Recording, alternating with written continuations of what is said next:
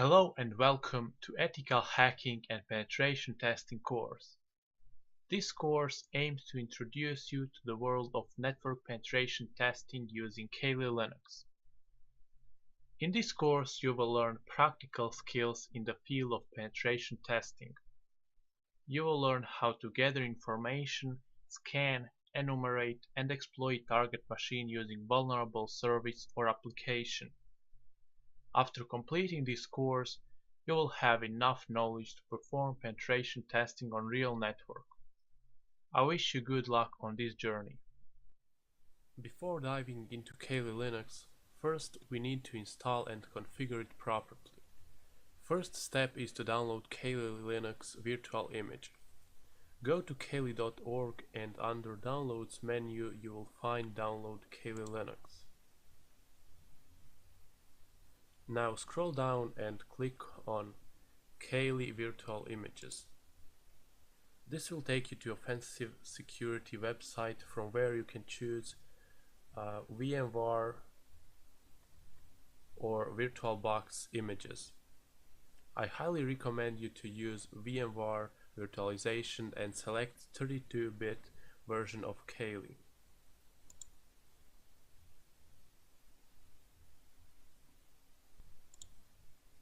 Once download is completed, find your downloaded archive and extract all files.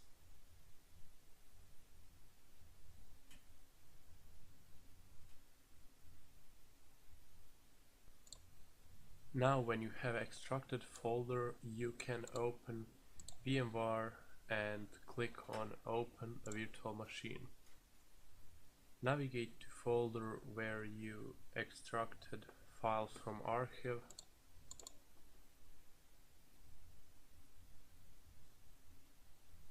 and open virtual machine by double clicking on it.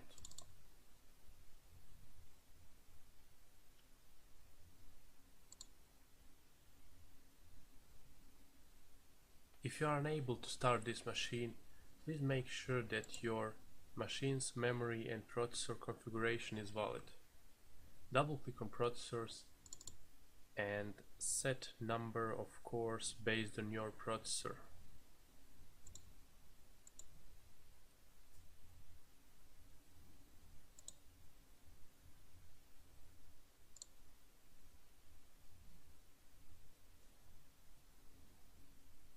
Click on I copied it.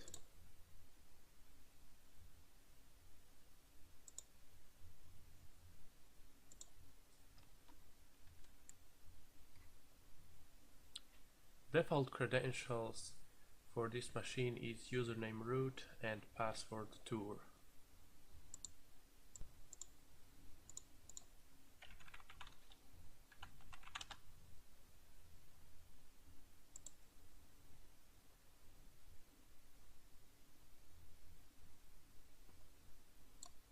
Great, now you have fully configured and working Kali Linux in a virtual environment. Tools in Kali Linux are mapped by categories. You can find them in Applications menu. For example, here's information gathering tools. Here's password attacks, wireless attacks, reverse engineering. If you want to get more information about particular tool or command, you can use man tool. For example, I can type man SQL map and this command will give you detailed information about SQL map tool. Kali Linux comes with some pre-installed and configured system services. Some of them are Apache 2, SSH, MySQL Server, etc. To start or stop one of them, use the following command: service ssh start. Okay, so now we started our SSH service. As we know, our default credentials are username root and password tour. This makes our machine easy to compromise if we are running SSH service. I recommend you to change root password using passwd root command. Now type new password and type it again. As you can see, we successfully updated password for username root. Another useful command is locate. If we type man locate, we can see that locate is command or tool to find other files in Kali Linux.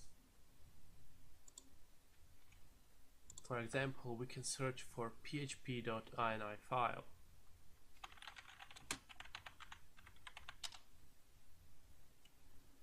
And as you can see, we got few results with full path to the file.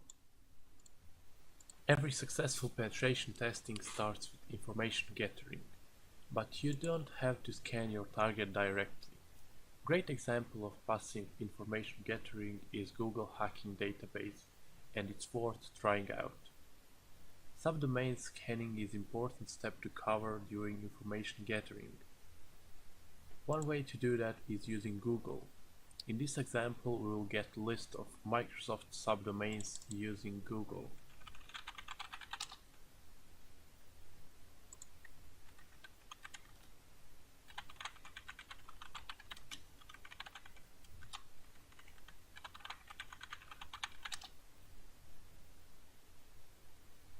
As you can see, all results we got are subdomains from Microsoft.com.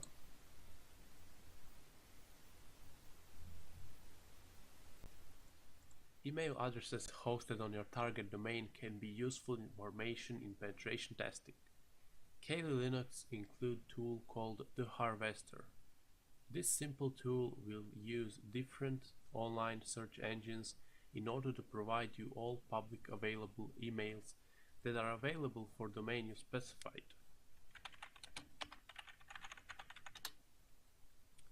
Here you can see all options that this tool provides. By using B option, you can set data source, and using D option, you can set domain to search. I suggest you to use all the data sources. Let's try to find all public available emails on all search engines for domain Microsoft.com.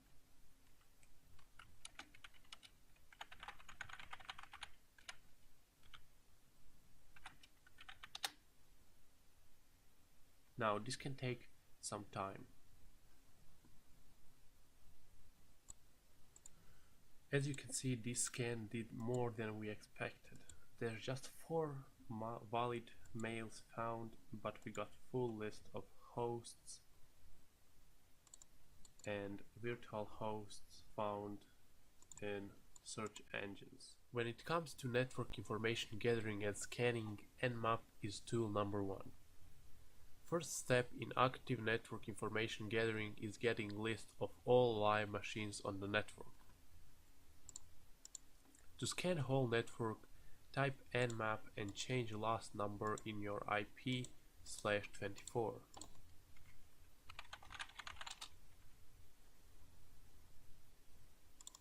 As you can see, this is our IP. Change last number to 0 and add /24. This scan will give you list of live machines on your network and list of open ports and services running on those ports. Another great tool is NetDiscover, but make sure to define interface and IP range before running this tool.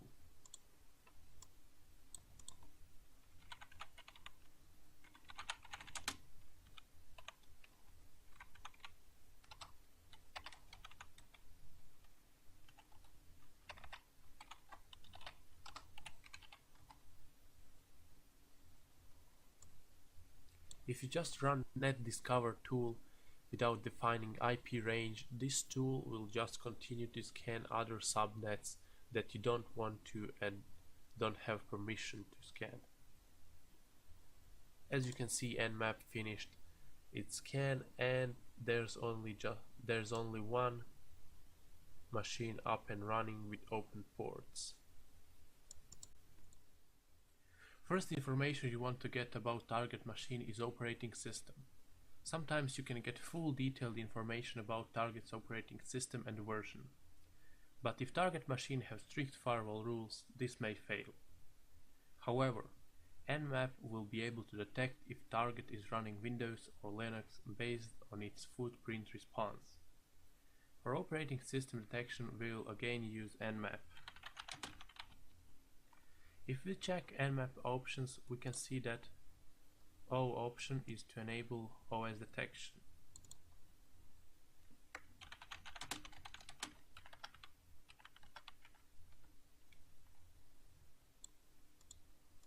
As you can see, we got OS name, version and build range. If your OS detection scan fails, you can use more aggressive scanning by passing OS scan guess option.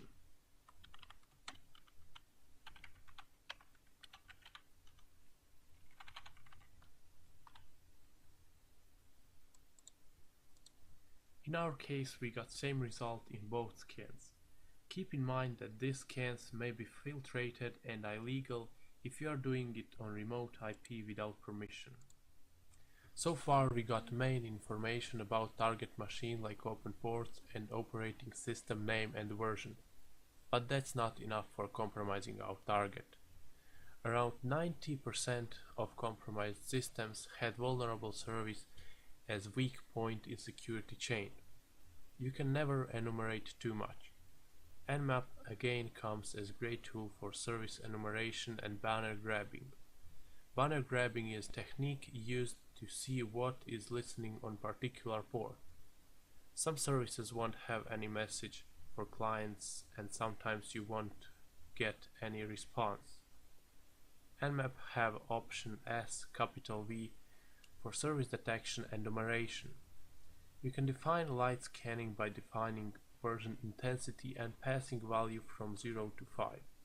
We will use most aggressive service detection and set it to 5.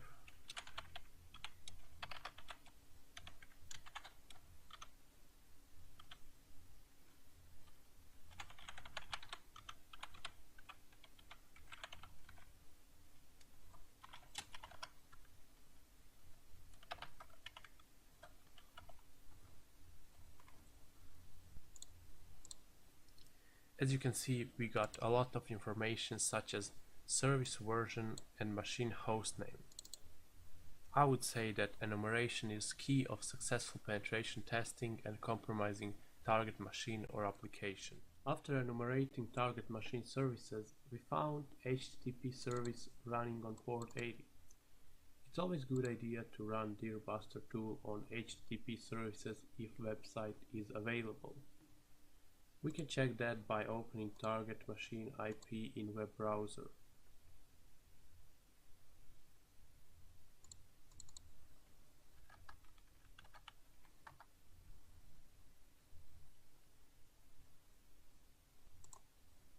Great.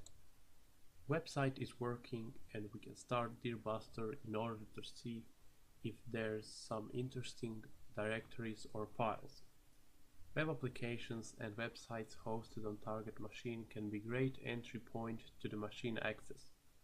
Sometimes there will be secret directories or files that might be vulnerable or interesting in the way of collection more information about target.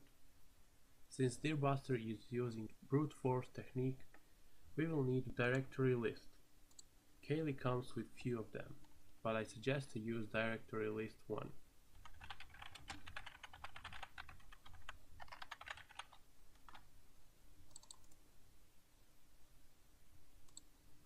Now we need to start and configure Deerbuster.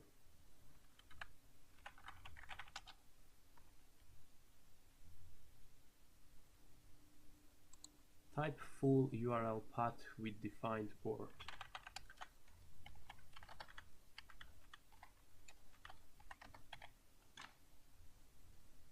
Set number of threads depending on your network speed.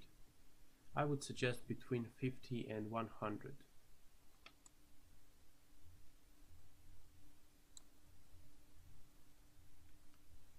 paste full path to word list and start Deerbuster.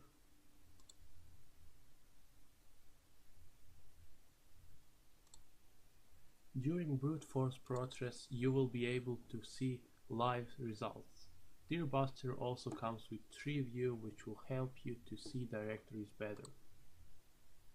We can see that Deerbuster found admin directory, and we can verify that by using web browser.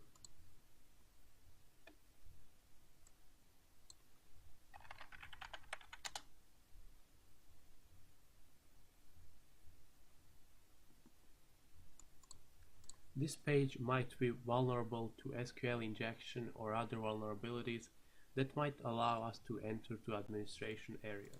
Netcat is simple tool for both writing and reading on TCP and UDP protocols.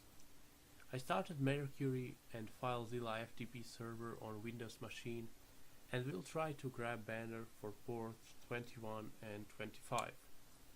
This is great method for banner grabbing since we are not making big number of requests and traffic. Let's make sure that server is running, port 21 and port 25.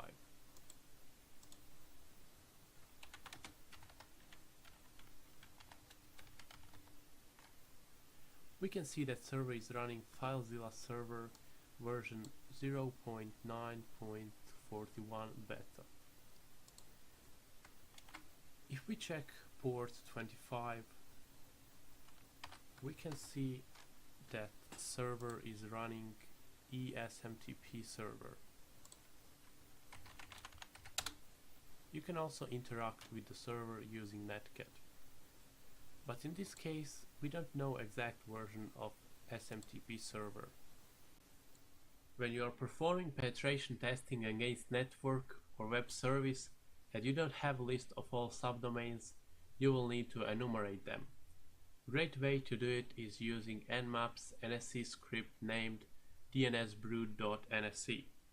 NSE scripts are extensions for Nmap developed by community contributors or Nmap developers. In this example, we will scan vulnweb.com, which is made and maintained by Acunetics.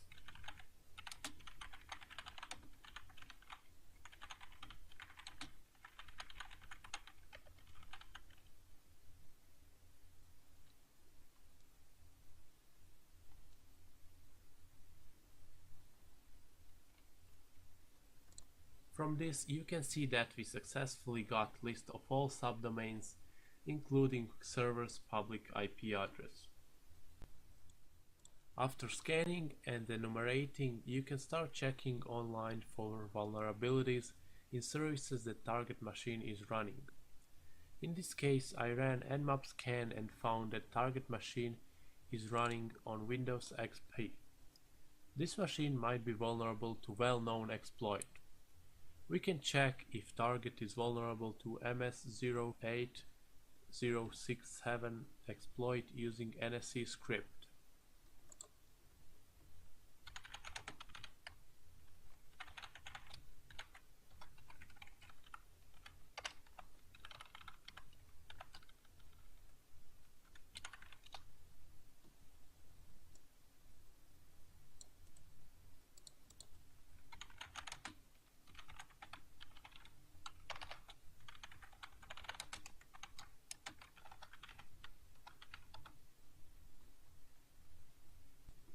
Great. According to Nmap, our target is vulnerable and we can start exploitation process. However, keep in mind that Nmap script's result sometimes can be false positive and exploitation may fail. WordPress is most popular and most used CMS available on the internet. It runs on nearly 17% of all websites on the entire world. There's 19,000 WordPress plugins available, which means a lot of vulnerabilities. Outdated and vulnerable WordPress CMS or plugins can be perfect entry point in compromising target machine. Kali Linux include tool named WP Scan. This tool have big database of vulnerabilities in WordPress and its plugins. It can also enumerate users on website and get server information. Here we have example WordPress blog and we'll see what we can find.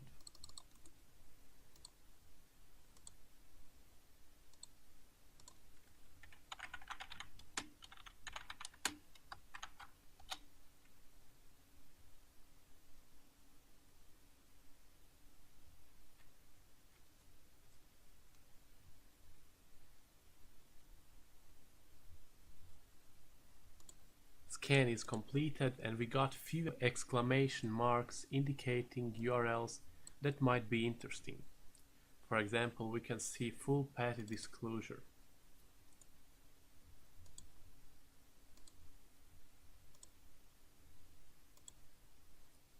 From this vulnerability, we found where is website located on the server.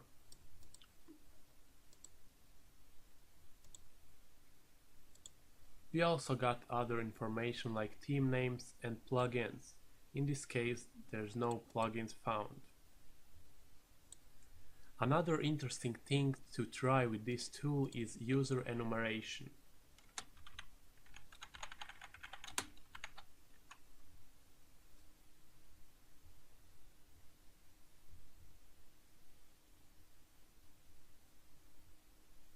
WP-Scan found one user with username Bob and ID of 1.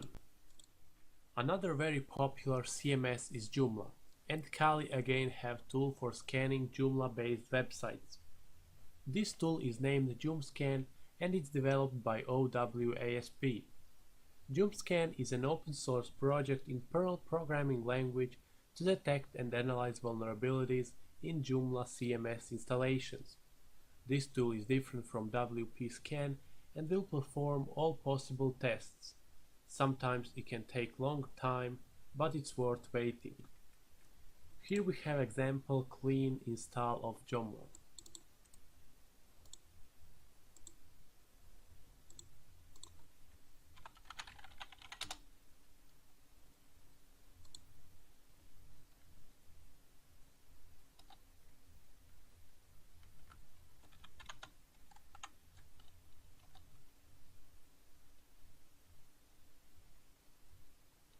After you start scanning, you will get output of all vulnerability tests and it will tell you if it's vulnerable to that particular exploit or not. OWASP team is working on new release of JoomScan which will be released soon. Until then, this one will work just fine. At the end, we can see that our target have 2 vulnerable points. Nikto is web server vulnerability scanner which will perform security scan based on web server headers. Nikto won't just list all vulnerabilities that are found. It will give you good hints to check and interesting files and folders on web server. To start Nikto scan, you need to type Nikto and define host IP.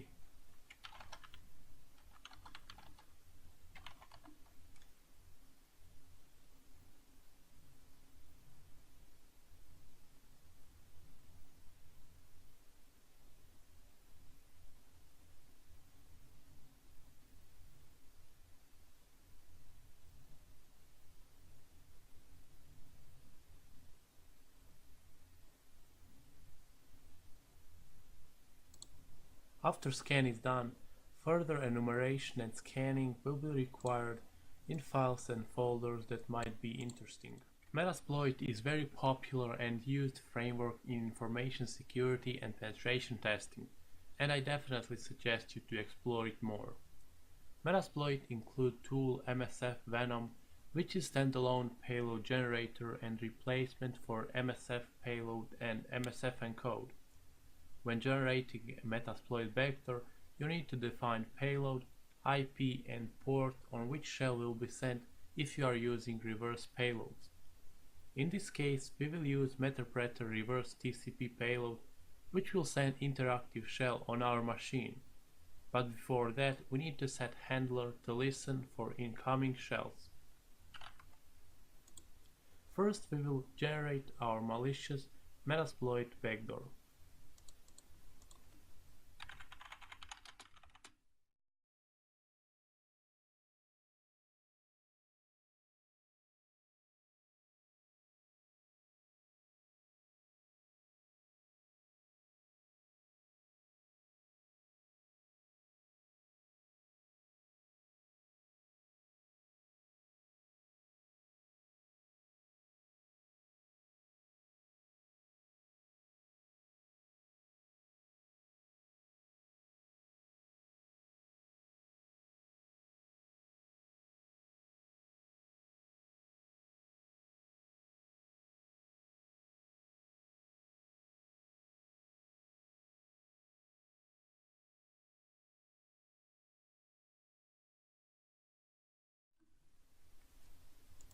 As you can see from arguments, I set lhost to my local IP and lport to port that I want to use. For format, I set it to exe and optional output to say backdoor on desktop with name of backdoor.exe. Now we need to set handler, but before doing that, you will need to start Metasploit database.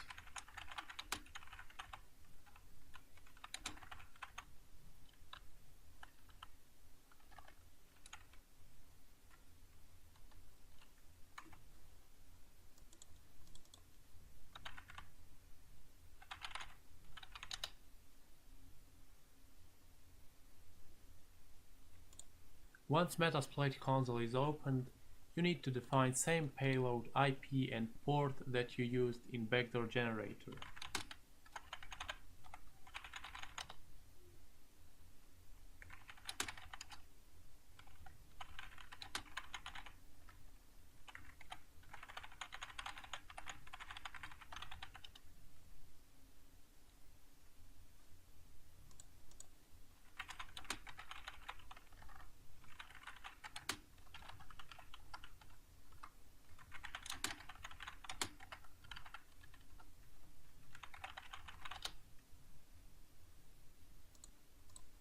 Last thing you need to do is to transfer malicious file on target machine and run it.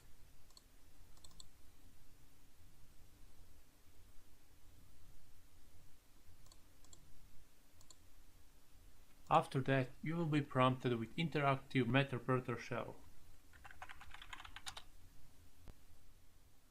Once you found a vulnerable machine, you can start trying exploits.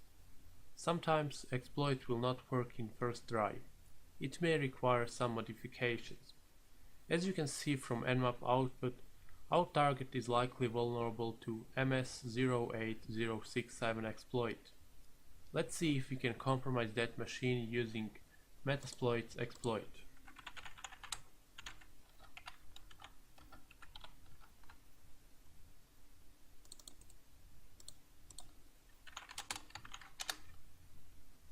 We will use Meterpreter reverse TCP payload.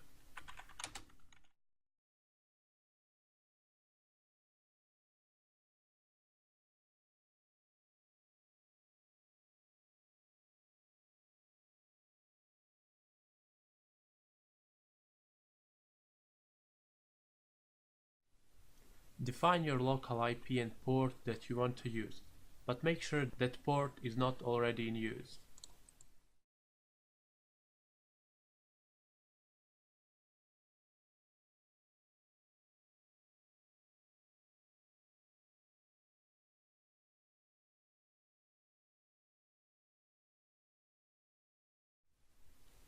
Last thing you need to define is target IP address.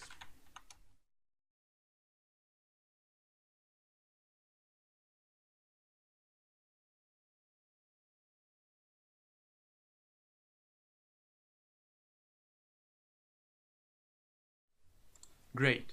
We just compromised our target machine and we are provided with interactive Meterpreter shell. SQLmap is both exploitation and vulnerability scanning tool. Using SQLmap, you are able to extract all information from database if website is vulnerable to SQL injection attack. Vulnerability will occur when application is not filtering and sanitizing users' input. By impact and severity, SQL injection is top vulnerability rated by OWASP. As you can see from this example of vulnerable code, application is accepting POST request with email input name and passing it right to the SQL query and executing command with user's input, which may contain malicious code. In order to automate SQL injection process, we'll use SQL map tool. In this example, target is vulnweb.com. This URL looks suspicious and we'll give it a try. Type SQL map and paste URL you want to check.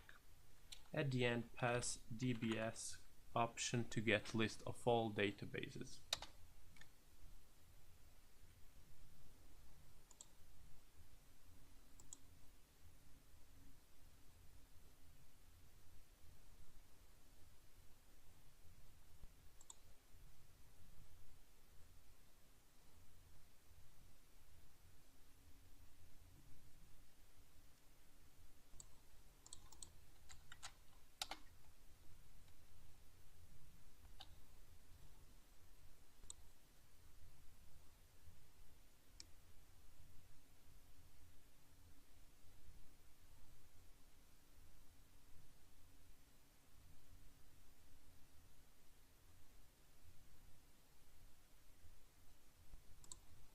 We can see that SQL map confirmed that cat parameter is vulnerable, and we can skip testing for the others.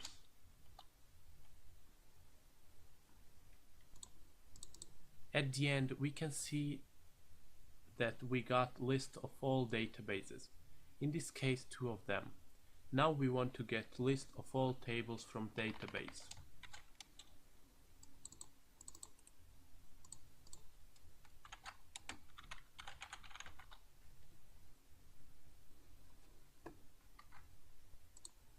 Great, we can see all tables from database. At the end, we want to dump everything from users table.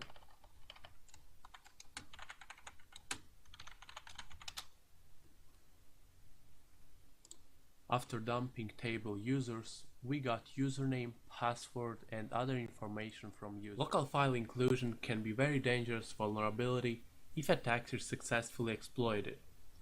It allows attacker to read local files on server machine. Let's take a look at example vulnerable code written in PHP.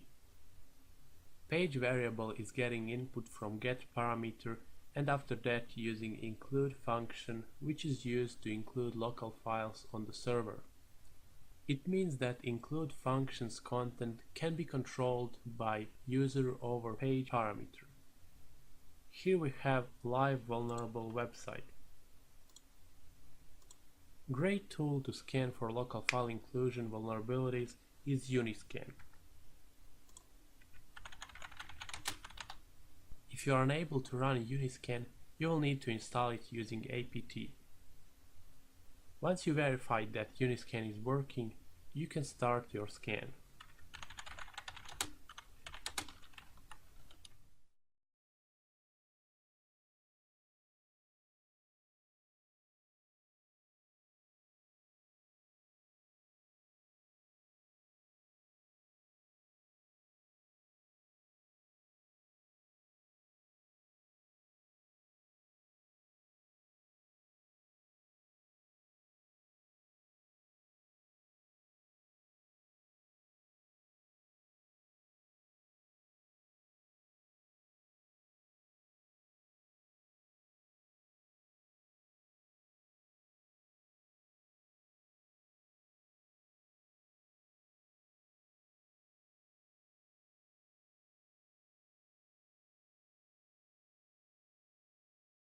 Great.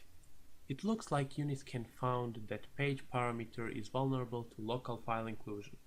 To verify that, we can open one of the URLs in our web browser.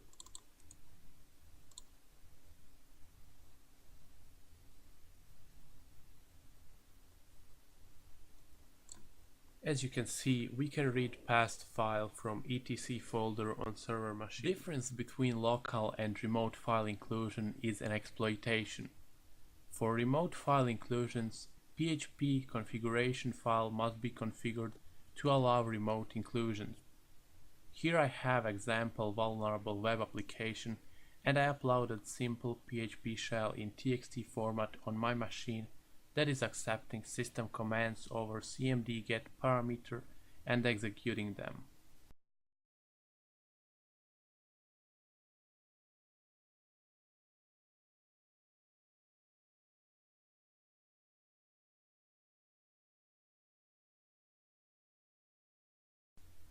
Let's try to execute some commands and see if we can get output.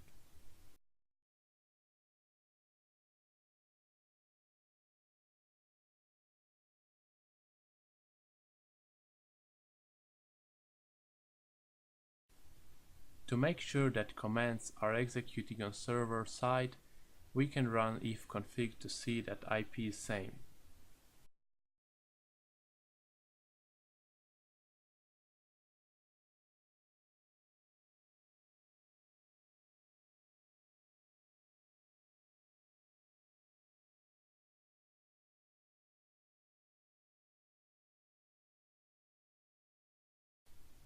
Now let's try to get stable shell access on server. First we need to set listener that will listen for all incoming traffic on port 443. But you can use any port that is not already in use on your machine.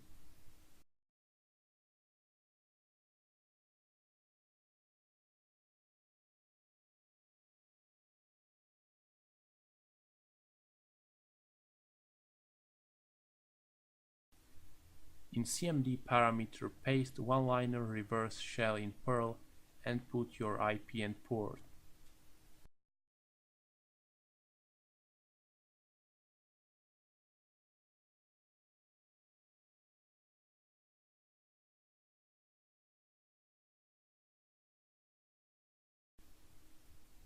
We got connection from server and now we need to spawn interactive bash shell.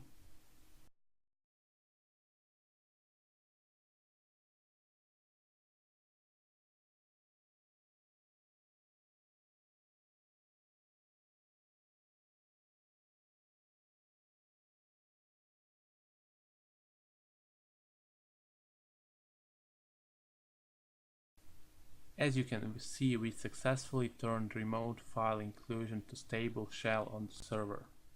Command injection vulnerability is one of the most dangerous vulnerabilities since attackers have direct access to system through vulnerable application. Here's an example web application vulnerable to command injection. It's online ping tool allowing you to ping online from their server. Let's see if we can get any output from this tool.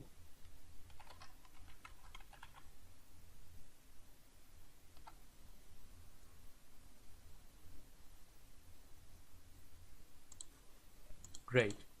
This looks like output from Linux server. Now we can try to add semicolon at the end of the IP and type command that we want to execute on the server.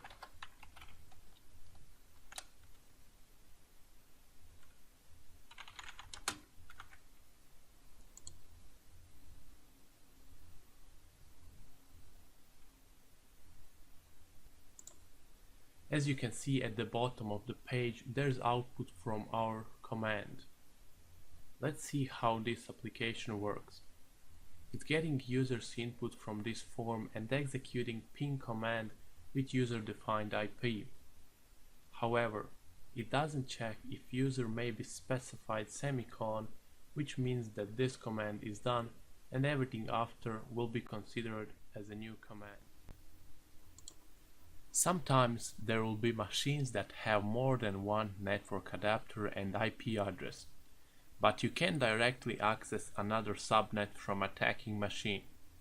Let's say that we compromise machine and we can type ifconfig in Meterpreter to see list of all adapters on compromised machine.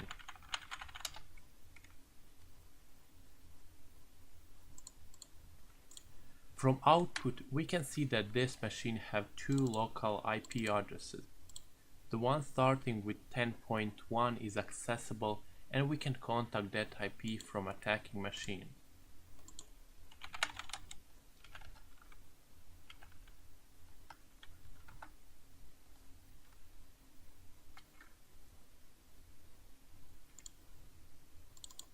Second one, starting with 10.2 is not accessible. Let's try to ping that one.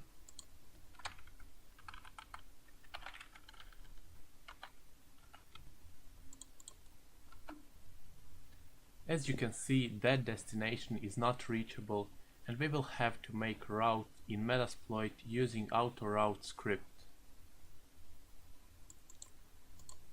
Type autorun s and specify subnet that you want to make route on.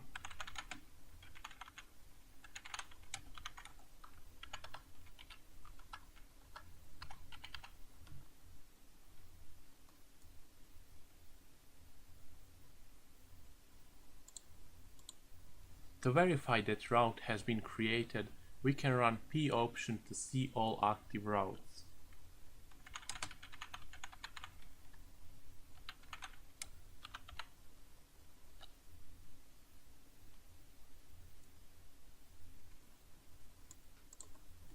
Now we should be able to scan subnet starting with 10.2 through Metasploit. Let's use Metasploit's port scanner to see if there's more machines on that subnet with opened TCP ports.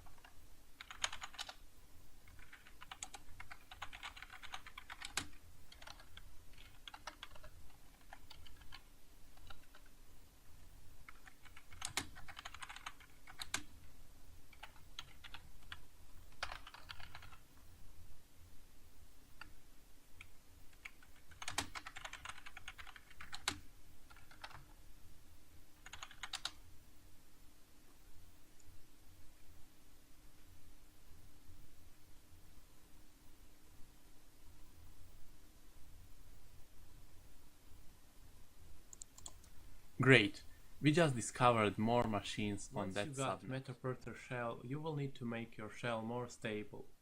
So we will run migrate script, which will migrate our shell to new process.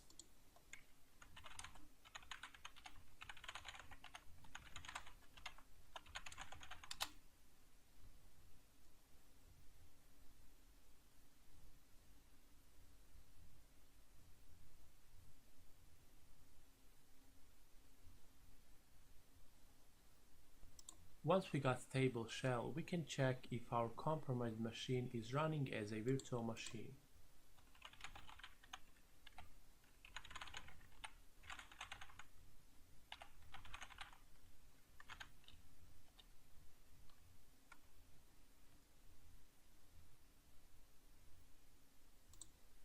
In our case, it's running on VMware. Another great thing to get is list of all installed applications.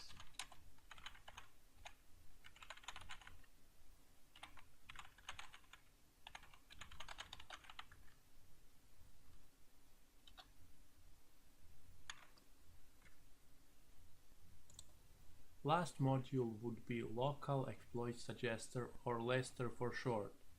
Scans the system for local vulnerabilities contained in Metasploit in order to get higher privileges on the system.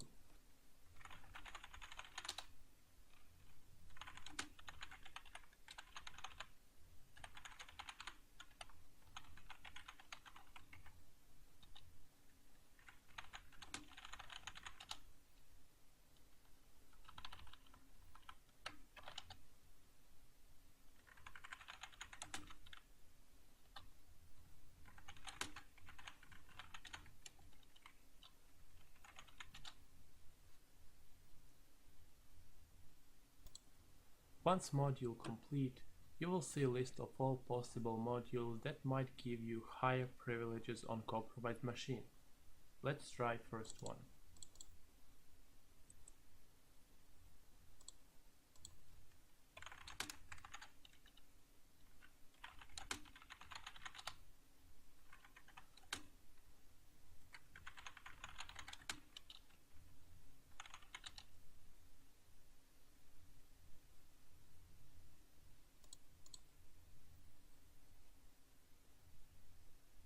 As you can see, exploit failed, but nothing has been lost yet.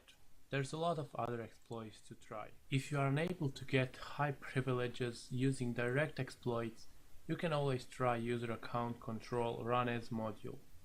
It requires small user interaction, and if user click on yes, we should get new shell.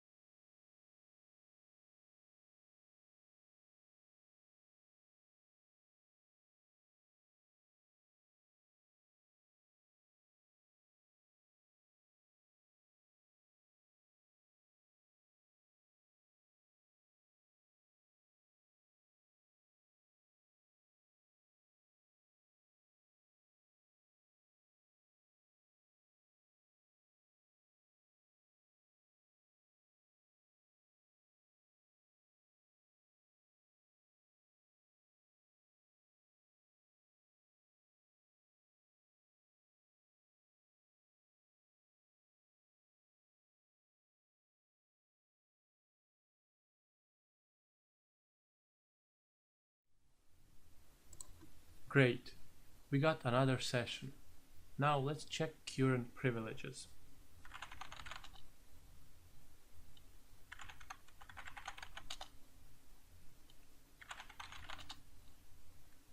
As you can see, we managed to get high system privileges on this machine. Privilege escalation is a process in which attacker is trying to escalate his privileges on machine that he have access. If your target machine is running on Windows, you should try Hot Potato exploit. Hot Potato is privilege escalation exploit that works on Windows 7, 8 and 10. On this machine I'm logged in as user Bob and I'm part of users group only. Now we want to put Bob in administrators group so we can have administrative privileges on this machine. Just to check that user Bob is standard user and not administrator, you can run net user Bob to see detailed information.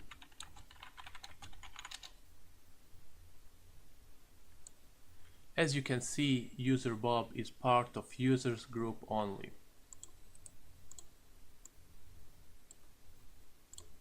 Now we want to use potato exploit. First we need to find our local IP address.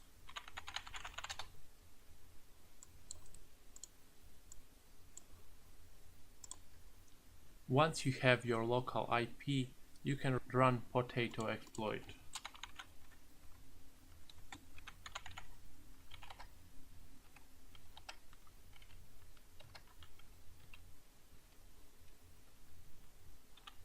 In this case, we will disable port exhaustion because we don't need it.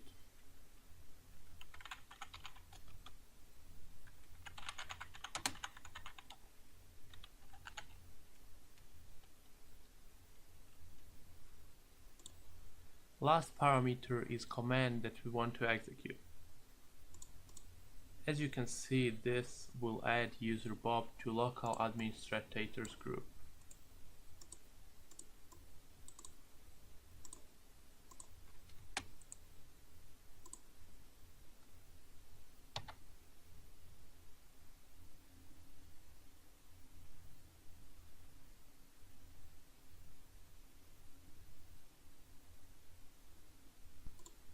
Exploit completed, and if we check user Bob again, we can see that he is now part of administrators group.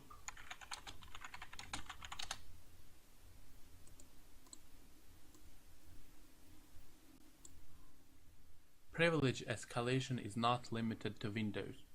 Recently released new exploit came out named Dirty Cow. It uses race condition vulnerability to exploit copy on write mechanism in kernel's memory management. Here we have a Ubuntu system that is vulnerable to Dirty Cow exploit. Currently I'm logged in as user Bob, which is standard user on this machine without any root privileges.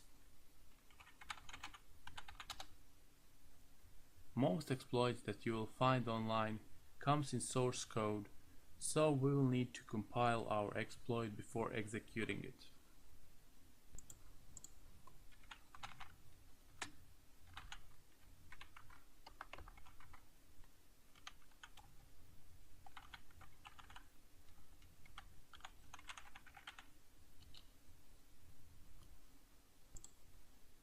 During compile process we got some error messages, but we don't need to worry about them since there's no any errors. As you can see, we got new file on desktop. Let's try to access root folder before and after exploiting. As you can see, I'm not able to access that folder. Let's run exploit and see if we can access root later.